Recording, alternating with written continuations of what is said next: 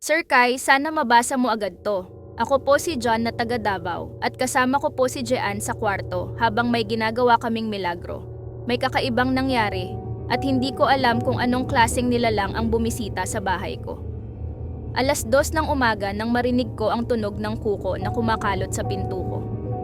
Hindi katok, parang sinusulat niya yung kahoy. Paglapit ko, may nakaukit na salita. Pwede ka na ba? Sir Kai, hindi ko alam kung ano ang ibig sabihin nun. Pero nang silipin ko ang people, may mata sa kabila, hindi ko mata yun, hindi tao, malaki. Dilaw at gumagalaw kahit hindi ako umiimik. Tapos narinig ko yung boses niya, paos parang may tubig sa lalamunan. Kukunin ka niya! Takot na takot ako habang yakap-yakap ako ni Jean sa likod at nanginginig na rin sa takot. Biglang kumalabog ang pinto. Malakas. Parang gusto niyang pumasok. Nang huminto yung kalabog, akala ko wala na siya. Pero pagtingin ko sa sahig, may papel. Nakasingit sa ilalim ng pinto. Sir Kai, yung papel nakasulat ang aking pangalan. Pangalan ko. At ang nakasulat ay petsa ng aking kamatayan. Sir Kai, nung nagpunta kami ng barkada ko sa tabing ilog, ramdam ko agad ang kakaibang lamig kahit tanghali. Parang may humahabol na tingin sa akin mula sa kabilang pampang. Habang naglalaro kami sa tubig, napansin kong may anino sa ilalim ng tubig na sumusunod sa bawat galaw namin. Sir Kai, biglang may narinig akong malakas na iyak na parang batang umiiyak sa gilid ng ilog. Pero walang tao doon. Lumapit ako sa gilid ng ilog at nakita ko ang isang lumang bangka, nanginginig na parang may nakaupo sa loob. Hindi ko alam kung totoo ito, Sir Kai, pero may nakita akong kamay na umaabot sa akin mula sa bangka. Parang gusto akong hilahin. Habang ako'y nagtatago sa likod ng puno, narinig ko ang bulong, "Huwag ka na bumalik." Halos huminto ang puso ko. Isang matandang babae ang lumitaw sa gitna ng ilog, basa at nakatingin sa akin. Parang alam niya lahat ng aking lihim. Sir Kai, biglang lumangoy papalapit sa akin ang babae. Hindi ako makagalaw, parang nakatanim sa lupa. Tumakbo ako palayo sa ilog. Ang mga kaibigan ko ay nakatingin lang sa akin na parang hindi nila ako marinig.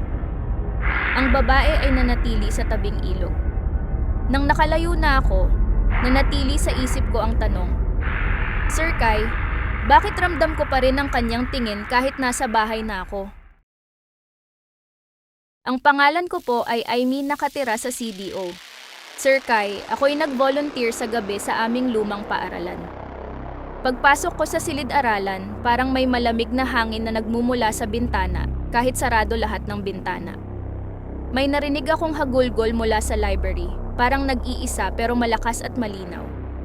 Nakita ko ang isang estudyante na parang lumang larawan, nakaupo sa sahig at umiiyak, pero walang tao sa paligid. Lumapit ako at tinanong, pero parang ang hangin lang ang sumagot, "Huwag mo akong istorbohin." Biglang may mga ilaw na kumurap-kurap at nagbago ang temperatura. Halos di na ako makahinga, Sir Kai. May narinig akong hakbang na sumusunod sa akin sa hallway. Kahit tumakbo ako, tila mas mabilis ang hakbang sa likod ko. Sa bintana, nakita ko ang isang babae na nakadapa sa labas, parang nakatingin sa akin mula sa kisame ng classroom. Sir Kai, biglang sumulpot sa harap ko ang babae, halos pumasok sa silid. Ramdam ko ang malamig na hangin sa buong katawan ko. Tumakbo ako palabas ng paaralan, halos may lumapit sa akin na malamig na kamay sa balikat ko. Ang puso ko ay pumipintig ng mabilis. Nang nakalayo na ako, Sir Kai, alam kong hindi ako nag-iisa, may mga bulong pa rin sa hangin. "Babalik ka." Tawagin mo na lang ako sa pangalang Jess, Sir Kai. Ito po ang aking mga karanasan. Sir Kai, hindi ko alam kung totoo o panaginip lang ito. Pero nung pumasok ako sa lumang bahay sa kanto ng aming barangay, ramdam ko agad ang malamig na hangin kahit mainit ang araw. Ang mga pinto parang nag-iingay kahit walang hangin. Habang nag-iikot ako, may narinig akong mahihinang yabag sa taas ng hagdan. Sir Kai, halos huminto ang tibok ng puso ko. Bigla akong nakakita ng pintong dahan-dahang bumukas kahit wala namang humawak. Ang amoy ng lumang kahoy at alikabok, grabe Sir Kai, parang may humihinga sa loob. Nang tinignan ko, may maliit na silid na puno ng lumang laruan. Isa sa mga manikat nakatingin direkta sa akin. Yung mukha niya, Sir Kai, parang may ngiti. Biglang umihip yung malamig na hangin at parang may humaplos sa balikat ko.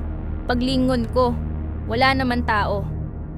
Narinig ko na parang may humihikbi sa malapit na kwarto. Hindi ko alam kung dapat akong tumakbo o magtago. May nakita akong lumang larawan sa dingding, mukha ng pamilya.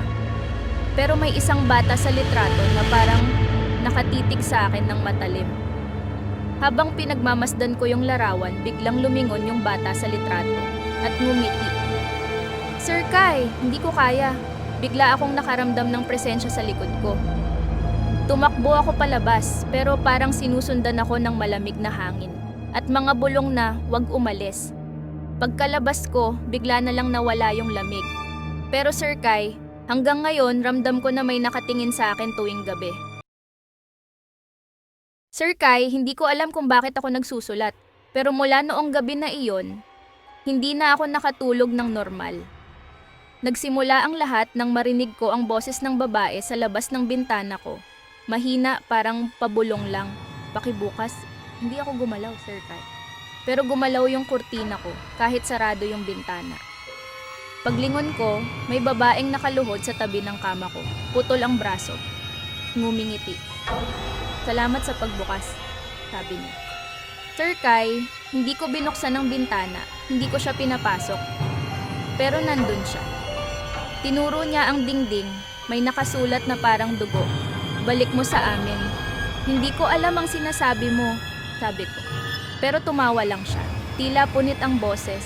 Nakita ko siyang tumuro sa ilalim ng kama. May kahon na hindi ko alam kung paano napunta doon. Pagbukas ko, buhok, maitim, basa. Tapos biglang nawala yung multo. Sir Kai, 3 araw na mula nang makita ko siya. Pero gabi-gabi may kumakalusko sa ilalim ng kama ko.